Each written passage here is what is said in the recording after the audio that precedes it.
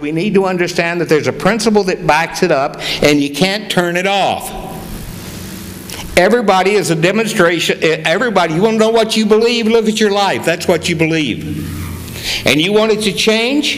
If you want it to change for the better, then stop messing around out here and deal with what? Your belief system.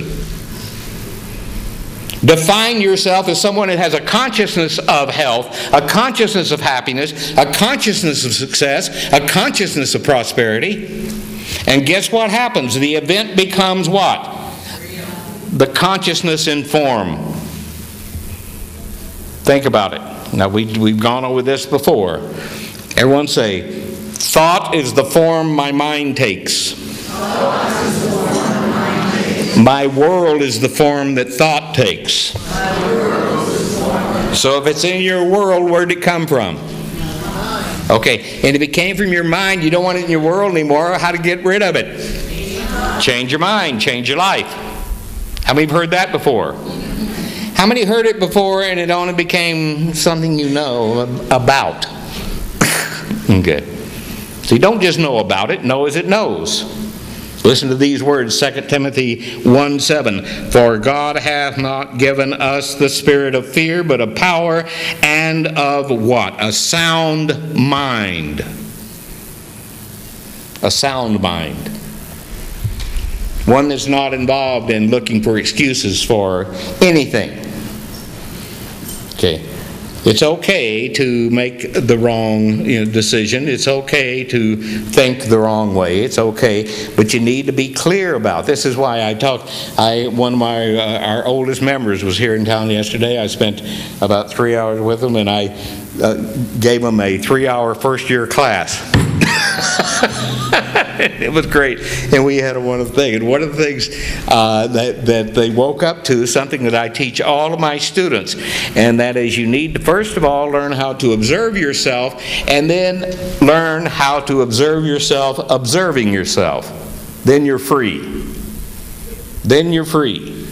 Then you're not playing the blame game with anything.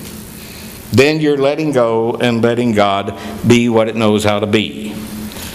It's like the couple were celebrating their 40th anniversary, and they said, oh, if we just had one wish. And all of a sudden, boom, the fairy godmother appears. And says, you get one wish. Okay. And the wife says, well, I want to be happy and healthy. And he says, great, good. And the husband says, I want a wife 30 years younger than me. And she goes, okay, poof. And all of a sudden, he's 90.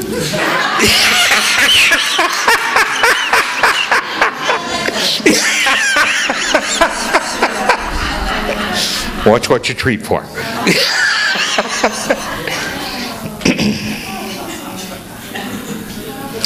Now, how many know it's not easy sometimes to remember that we live in a spiritual world? We live in a spiritual world. We are spirit having a human experience. Every good teacher of religious science has known this. We all see it. How many know you've lived many lifetimes in this one? Okay. And that every moment I was out here, how many of you saw the teenagers out here? We've had a lock-in. We had teenagers from all over the Northern California here over the weekend. And one of them came up and said, my mother used to come here. And I said, oh, who is it? She told me who it was. And I realized that here's this young lady, beautiful young lady who's here, who looks like she's, 17 years old or whatever. And I realized I christened her. Okay. The beat goes on. Where did the infant go? Where did the baby go? Where did the little girl go? Let's see. And all of a sudden the young woman is about to appear. And the adult is about to come forward. And we, again, live many lives in this lifetime. So it's not whether we're going to do it or not. That every time we go through an experience, it's how many know people that are just absolutely miserable because things are changing? Because things are changing. You know what? All they want to be is miserable. Because guess what's never going to change in this universe? Change. Okay. Change happens. Okay. As my dear friend, Jim Terrell says, shift happens.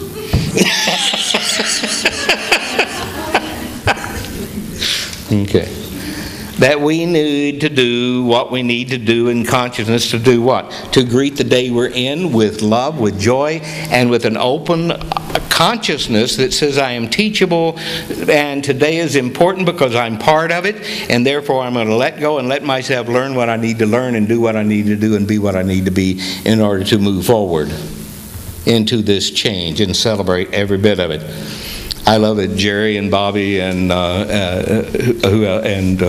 Jill and Cynthia yesterday went to Sacramento, and they had a wonderful experience there in the idea. They had a visioning seminar, which is going to manifest as a greater experience here as the application of it begins to explore.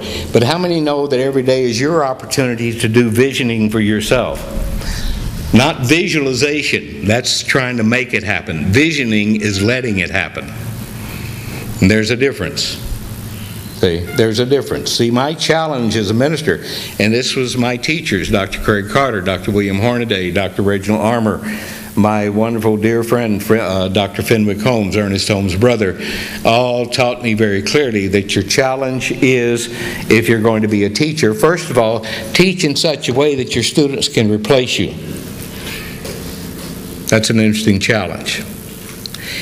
He also pointed out, whatever took you 10 years to understand, as a teacher, it's your challenge to teach people how to understand it in 5. And to be what? To be this teaching in action. Don't just stand up and talk about it, to be it. Now, does that mean we're going to be challenged free? No. Does that mean everything's going to go, hunky-dory all the time? No. Okay. But it does mean that if some kind of nonsense shows up in your world, whether it's health, happiness, prosperity, or anything else, you have the consciousness to change your mind and therefore change your life experience. And there's nothing that can stop it if you know it's good enough to be true. In Proverbs 12:18, it points out the tongue of the wise is health.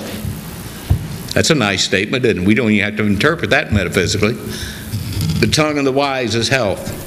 When you speak your word about yourself or the people in your life, is it healthy dialogue? Is it healthy words? I had a challenge the other day with someone who was asking for treatment, and one of the things is they were dealing with perpetual anger, and I told them what one of my teachers told me once when I was angry about something, and my excuse was, well, I have red hair. How's that for an excuse? Okay. Red hair, I must have. So here I was, all bent out of shape over something, and my teacher looked at me and said, I'm going to give you a good reason to stop being angry. And I said, what's that? He said, do you want to be well tonight? Okay. How many know if you want to be angry, you could find a reason before you walk out of this room? Okay. Okay. And I've had people, I've been here too long. Okay. We've had people come here and they walk out of here angry. And I said, and people said, wasn't that terrible? Somebody came to the service and got angry in the service. And I said, no, they came here to get angry. They came here to get bent out of shape. They came here to do what?